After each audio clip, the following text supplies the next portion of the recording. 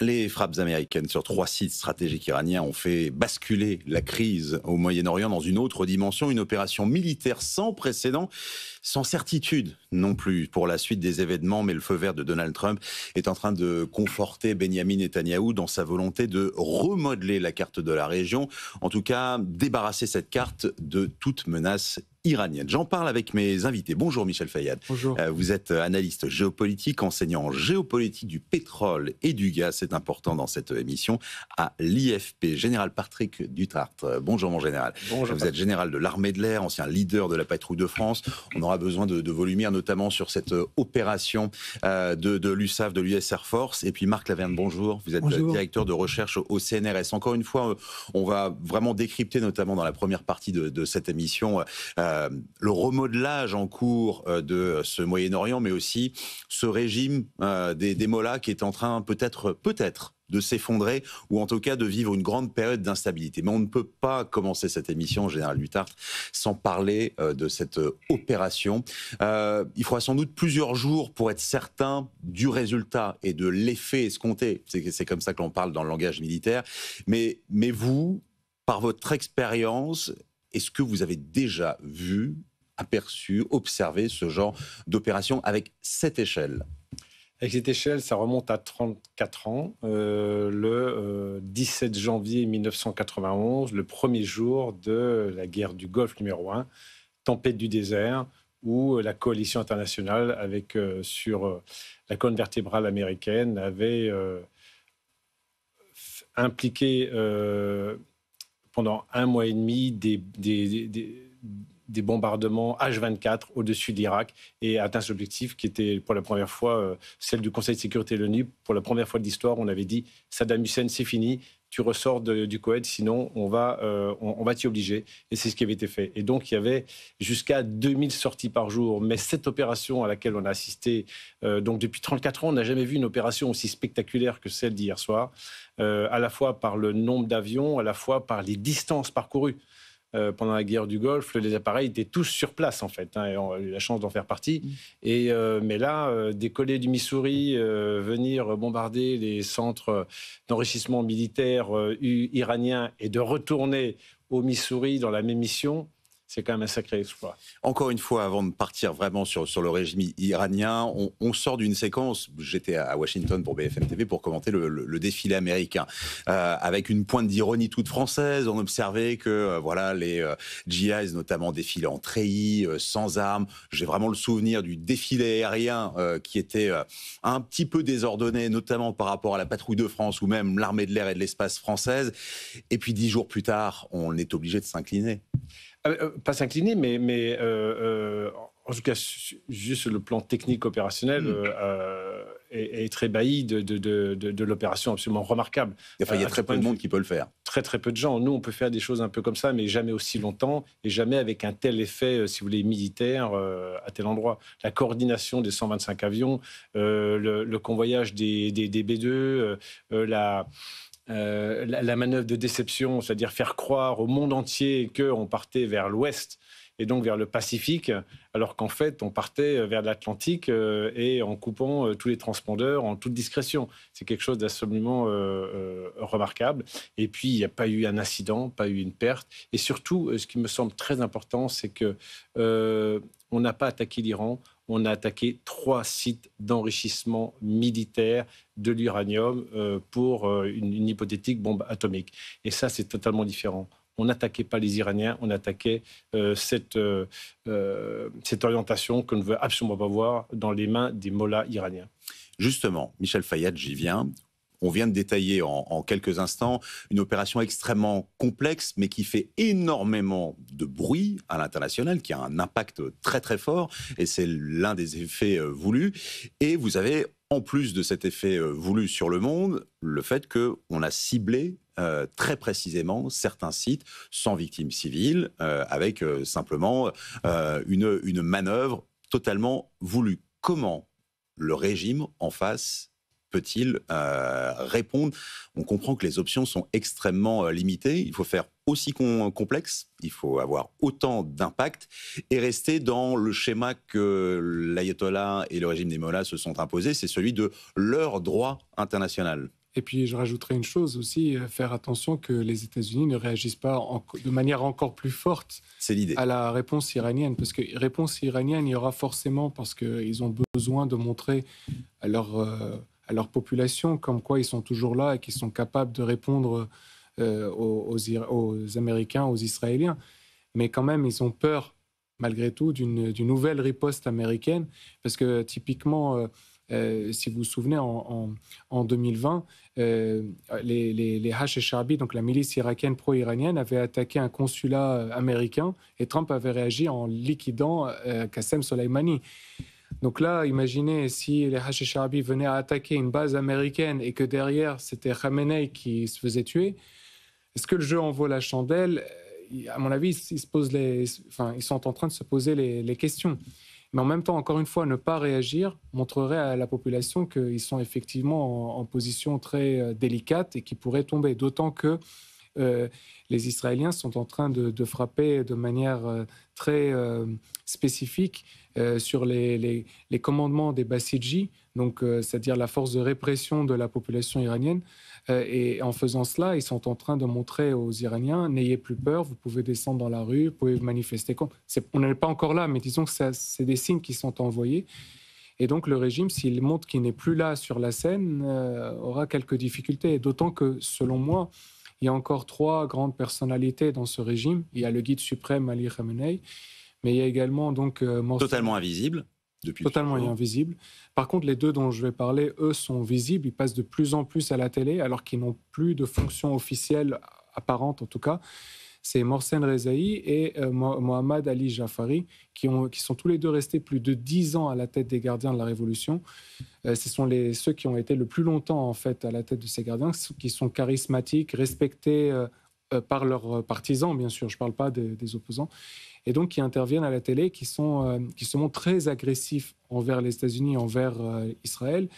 Et donc ce sont encore les 3 piliers restants, parce que je le rappelle, outre l'effet incroyable des frappes américaines, il y a eu aussi l'effet incroyable des frappes israéliennes des premiers jours. Je rappelle que quand même le chef des gardiens de la Révolution a été tué.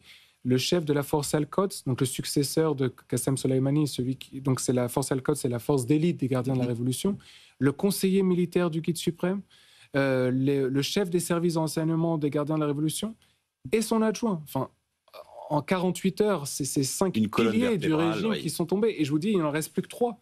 Donc, sachant en plus que les Américains avaient tué donc Qassem Soleimani avant. Donc, c'est quand même une décapitation du régime, on peut pas nier. Et ça, enfin, peut-être qu'on en parlera, mais il y a quand même la question de l'infiltration du Mossad pour pouvoir se permettre de faire toutes ces liquidations, parce qu'il y a Nasrallah aussi au Liban. Bien sûr, on va y venir. Marc Laverne, lorsqu'on parle de riposte à venir, moi j'entends riposte vis-à-vis des Américains parce qu'ils sont dans l'obligation, mais riposte aussi et surtout pour la survie du régime, riposte vis-à-vis de la population iranienne, et c'est là qu'on se retrouve dans une espèce, de corner.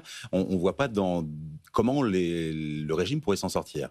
Il faut rappeler que d'abord le régime repose sur une structure hiérarchique, religieuse, c'est-à-dire depuis les mollahs de base jusqu'aux ayatollahs ou au-dessus.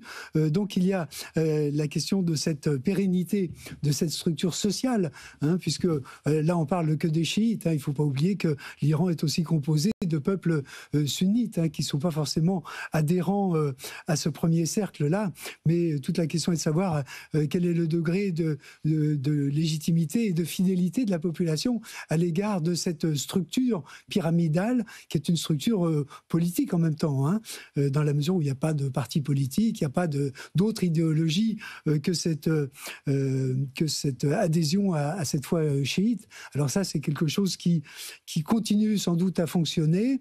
Et puis après, il y a le réflexe nationaliste qui peut, lui, emporter plus largement aussi dans les régions périphériques de l'Iran où sont regroupés l'essentiel des sunnites. Oui, parce qu'on se concentre sur Téhéran, la capitale. Évidemment, on est obligé de rester sur des images de propagande avec des grandes manifestations, le jour de grande prière, le vendredi, ou encore un peu ce week-end occidental. Mais comment ça se passe en dehors de Téhéran. J'ai l'impression que les gens se terrent, attendent et vont ressortir lorsqu'il y aura eu des objectifs de guerre remplis.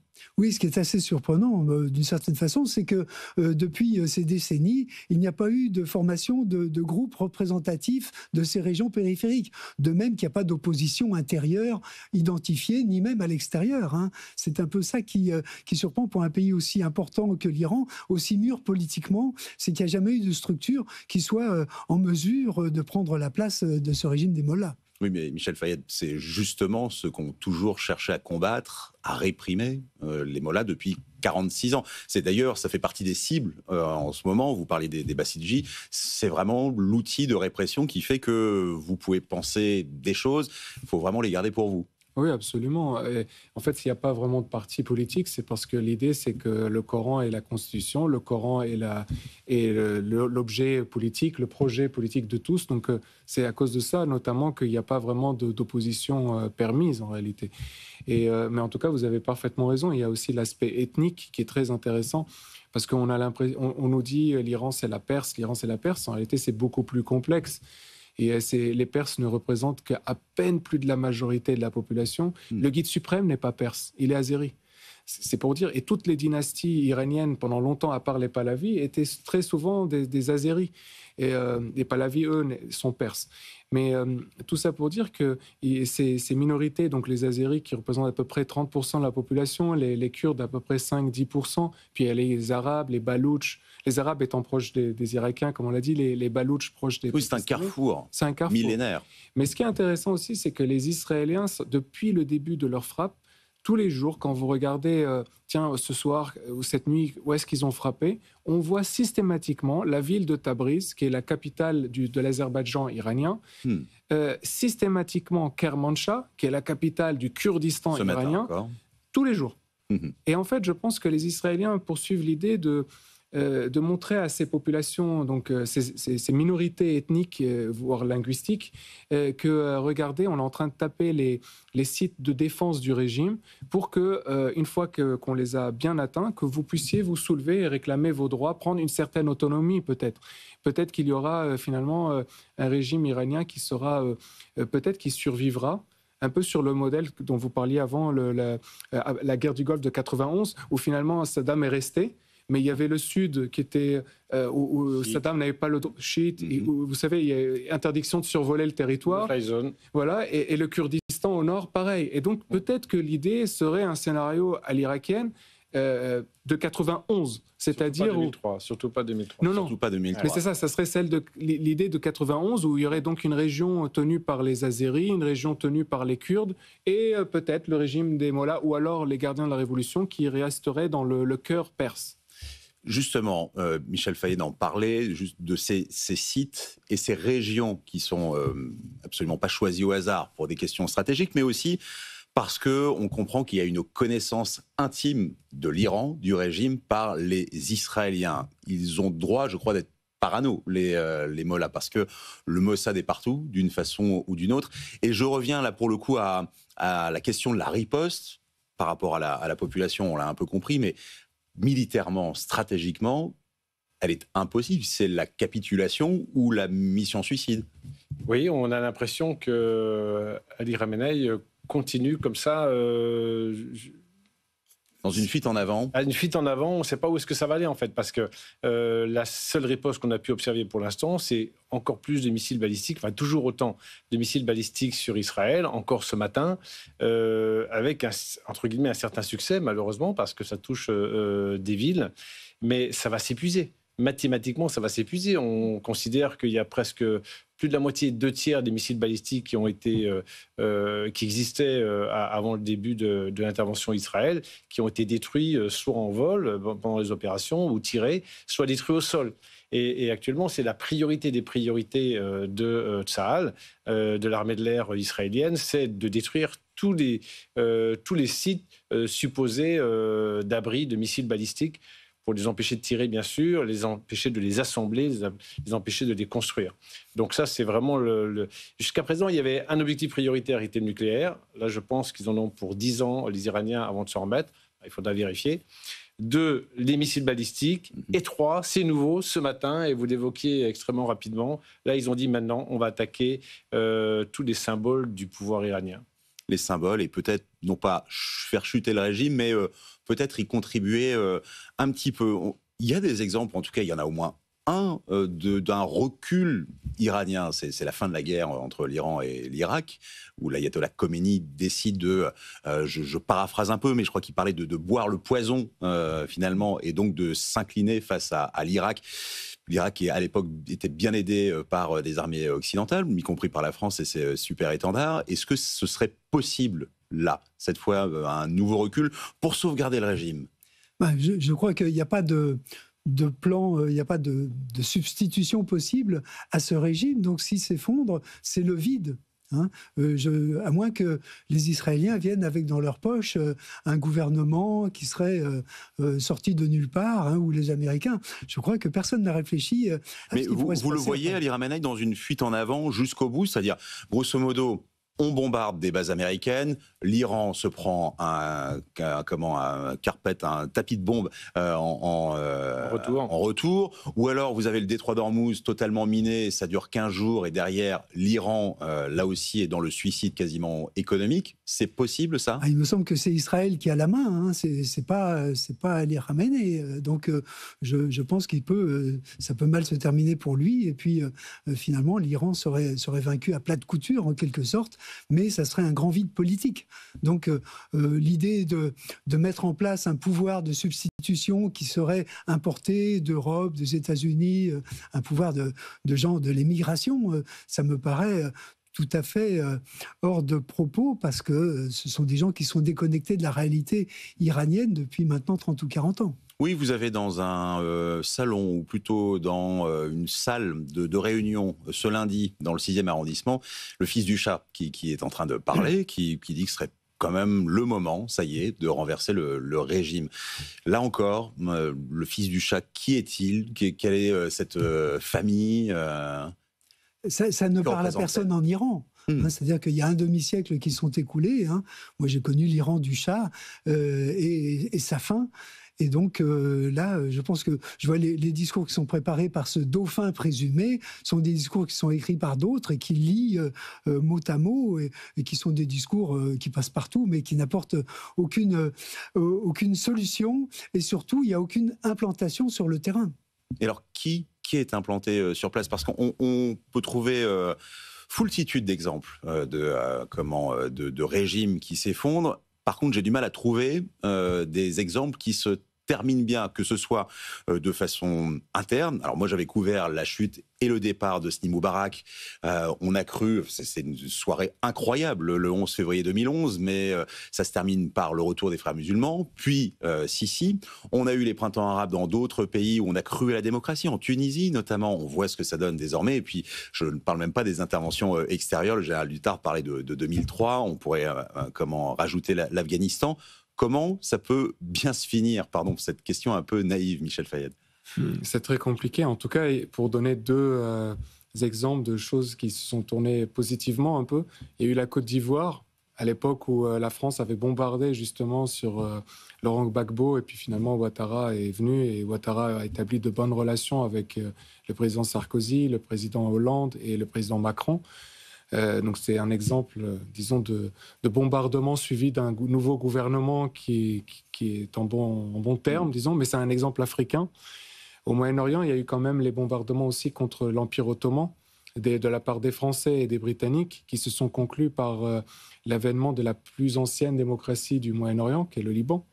Et s'il n'y avait pas eu tous les problèmes extérieurs qui se sont implantés à l'intérieur, le Liban serait resté l'exemple de démocratie pour la région. Mais sur l'Iran. Mais sur l'Iran. Mais c'est ça. Sur l'Iran, j'en ai un peu d'exemples positifs. Mais bien sûr. Mais en Iran, malheureusement, c'est beaucoup plus complexe, parce que, comme vous le dites, il n'y a pas une véritable alternative qui rassemble la majorité des Iraniens. Parce que, par exemple, si on regarde rien que les chiffres officiels de la République islamique, et encore une fois, c'est les chiffres officiels de la République islamique, lorsque Rouhani a été élu pour la première fois en 2013, on disait qu'il y avait plus de 60% des Iraniens qui étaient partis voter. Donc il y avait un espoir, non pas dans un changement de régime, mais pour l'avènement de réformateurs, parce que les gens ne voulaient plus d'Ahmadinejad et de ce côté vraiment radical. Après la présidence de Rouhani, il y a eu la présidence aussi de Raïssi, etc. Maintenant, le président actuel, lorsqu'il s'est présenté au premier tour des élections, il n'y a eu que 40% des personnes qui sont parties voter. À Téhéran, ce taux de participation est tombé à 25%. Et là, les chiffres que je donne, c'est des chiffres officiels, ce n'est pas des chiffres de l'opposition. Donc, probablement que ces chiffres sont surestimés, vous voyez. Mais déjà, le fait que le régime avoue de tels chiffres donne une image intéressante, vous voyez. Et le fait aussi que les mosquées à Téhéran soient complètement vides le jour de la prière, le vendredi, à part celle où le guide suprême lui-même se rend, ça aussi, ça donne une certaine indication, même si Téhéran ne représente pas l'ensemble de la population. Mais la raison pour laquelle j'ai parlé de l'époque Rouhani et maintenant, c'est que donc à l'époque, les gens se disaient peut-être qu'il y a un espoir avec les réformateurs du régime, sans aller plus loin que ça. Maintenant, les gens se disent... On ne croit plus ni aux conservateurs, ni aux réformateurs. D'ailleurs, il y a une formule que les Iraniens disent. Ils nous disent, vous savez quelle est la différence entre les réformateurs et les conservateurs? Alors vous dites non, évidemment. Et alors ils vous disent, les conservateurs, ce sont des voleurs, mais c'est des voleurs amateurs. Alors que les réformateurs, c'est des professionnels. Parce qu'il y a, vous savez, Rafsanjani... C'est une blague ça. Voilà. Donc en fait, il y a un ras-le-bol des deux. Mais ce ras-le-bol... qui est effectif, l'écrasante majorité des Iraniens est contre ce régime. Il ne s'incarne pas, comme vous le disiez, dans un parti précis, dans un groupe précis. La famille Pahlavi a des partisans, mais honnêtement, quand vous allez sur le terrain, on ne les sent pas majoritaires. Et il faut quand même se rappeler aussi une chose, c'est que les Pahlavi, pas le dernier Shah, mais son père, donc le grand-père du prince actuel, a fait un coup d'État pour arriver au pouvoir. À la base, il n'était pas entre guillemets de sang monarchique, donc il est de sang royal. Il a fait un coup pour arriver. Donc il y a même au sein même des monarchistes une certaine division, un peu comme on a un peu en France les Bourbons, les Orléanistes, les Bonapartistes. Lui, il serait un peu, les Pahlavis seraient un peu les Bonapartistes parce qu'ils ont fait un coup d'État pour arriver. Alors que les Safavides, par exemple, eux sont les légitimistes, en quelque sorte, parce que ce sont ceux qui sont effectivement de sang royal, etc. Et ce qui est intéressant sur les Safavides, c'est que les Daesh, quand ils combattaient les Iraniens, ils appelaient les Iraniens les Safavides. Général Dutartre, les armées occidentales, elles le savent quand elles se lancent dans des opérations, je pense notamment à la Libye en 2011. Il y a à la fois, alors c'est vraiment... du langage diplomatique, on appelle ça du wishful thinking, en français on dira de la pensée magique, c'est-à-dire qu'on ne fait pas, on ne fait rien pour renverser totalement un colonel Kadhafi, il y a un objectif militaire, mais on pense très très fort au fait que ça va changer et qu'il y a quelqu'un de la société civile qui va émerger. C'est une pensée qui traverse à chaque fois les chefs d'état-major et les politiques, c'est difficile à concrétiser. Ça traverse surtout les pensées des politiques plus que les militaires. Vous agissez sur ordre. Voilà, nous on agit sur ordre. Même si je pense que l'opération en Libye n'était pas le meilleur coup qu'on ait pu faire, ça c'est clair. C'était un choix. Mais c'est vrai qu'il faut espérer. Vous savez, quand Bonaparte est arrivé, personne ne l'attendait. Hein. Et chacun a un cas particulier. Vous avez très très bien décrit, je vous en félicite, la situation en Iran qui montre toute la complexité. Mais de rien, vous savez bien cette expression, le vide aura... je sais pas, la nature a horreur du vide. La nature a horreur du vide. Donc, s'il n'y a plus de mots-là qui incarnent cette notion-là de direction de l'Iran, qui mérite autre chose, franchement, que le régime des mollahs. Donc, on espère quand même que quelque chose va sortir. En un mot, Marc Lavergne, aussi, ce genre de situation, ça crée de l'opportunisme. Et donc, il y a des gens dont on ne connaît pas encore l'identité qui peuvent sortir, ou c'est très occidental de penser comme ça? Non, c'est tout à fait possible, mais ça ne résoudrait pas le problème. C'est-à-dire que le problème n'est pas de changer de chef, c'est toute la structure pyramidale qui contrôle la société iranienne. Et c'est à ce niveau-là que se pose le problème. C'est un pays de près de 100 millions d'habitants maintenant qu'il faut diriger au quotidien, prendre des décisions et essayer d'obtenir une majorité parmi tous ces peuples dont on a parlé. Voilà, oui, tout ça n'est pas gagné, je dirais. Il ne suffit pas de sortir quelqu'un du chapeau et de le mettre à la tête. On va suivre ça parce que ça change vraiment tous les jours. Merci à tous les trois d'avoir été aussi pédagogues sur la situation en Iran.